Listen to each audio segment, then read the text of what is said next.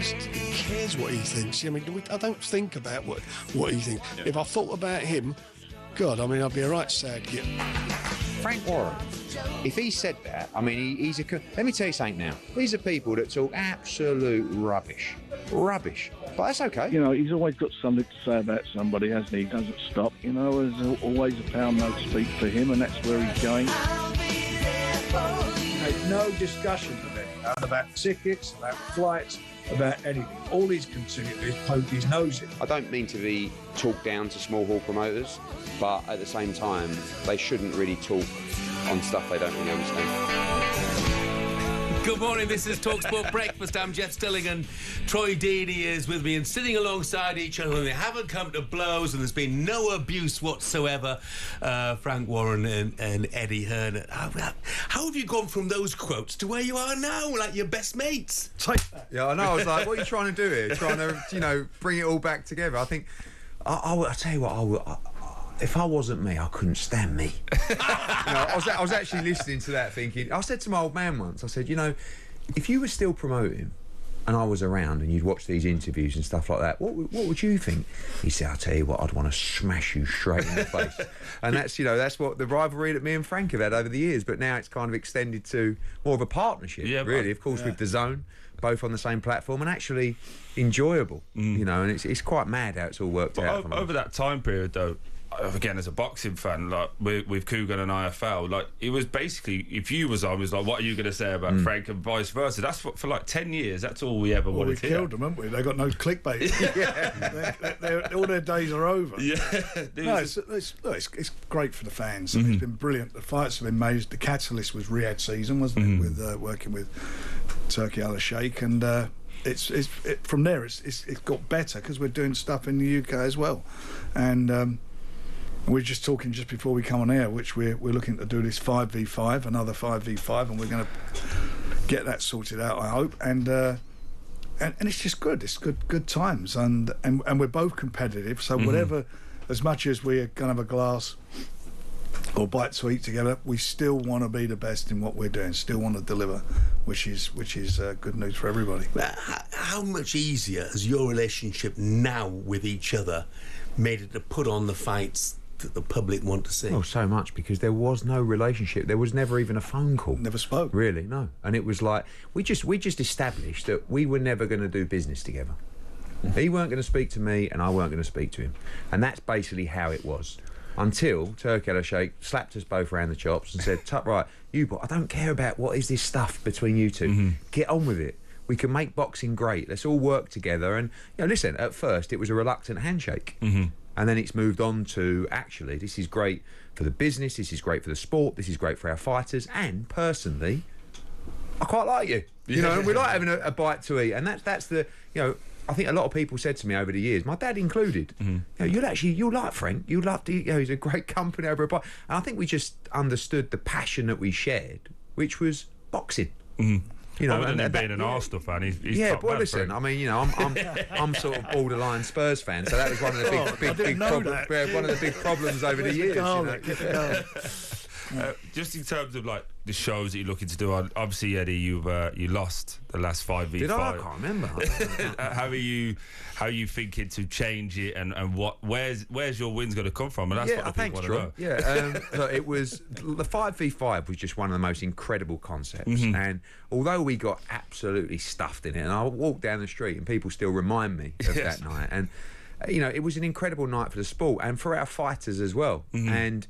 Of course, that's what Frank said. We're competitors.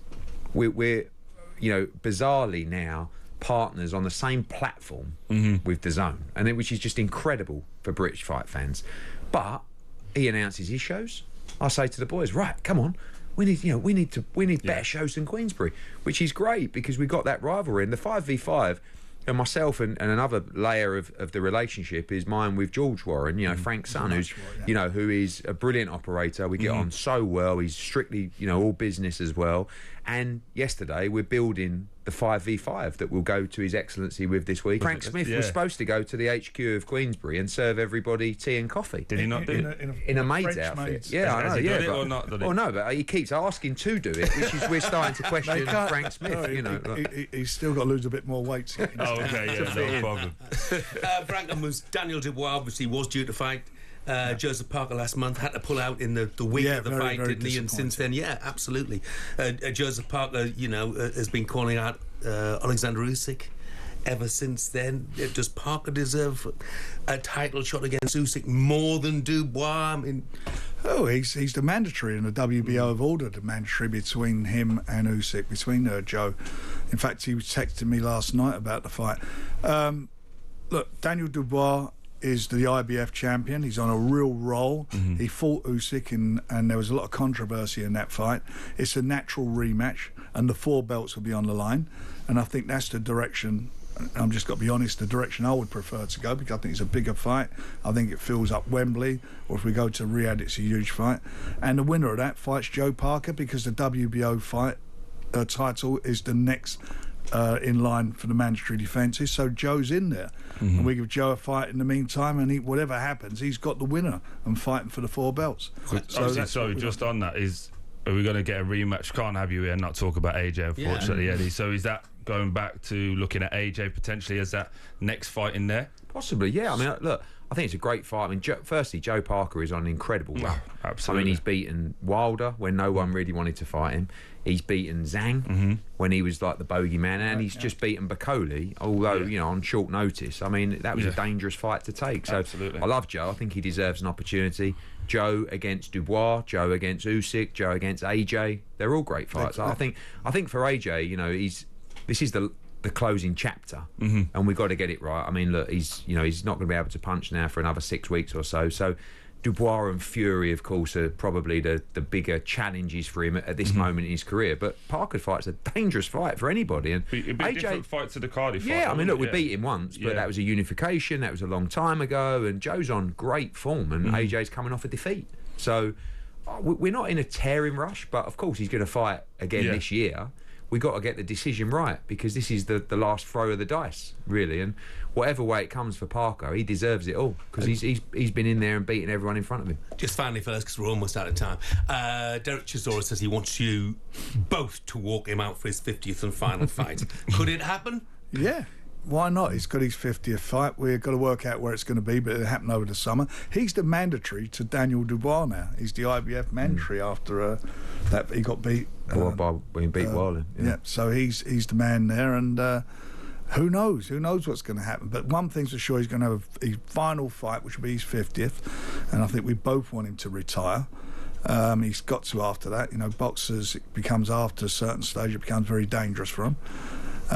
And it's got to be a big one, and it's something that everybody remember. And the turnout and the love he got from the last show in Manchester was unbelievable. And he was talking about he wants to fight abroad, but he's since said to me, "I'd love it to be in London." Yeah, so that's what I think will happen. Yeah, and get the send off. The very last. We promise. Yeah. Frank, Eddie, good to see you both in the studio together. Good to see you getting on so well as well. Been lovely to talk to you. Troy, been great to see you again today. Thanks for having me. Yeah. Okay, cheers. you're taking the rest of the week off now? No, I'll be back working. You know that. Just because you did an extra day, don't start. Yeah, absolutely. I'll be back with Gabby tomorrow morning. Sam Matterface and Simon Jordan. Next. Where is he? Bye-bye. You're about to walk past him. On AM, on DAB, via the talkSPORT app, and on your smart speaker. talkSPORT.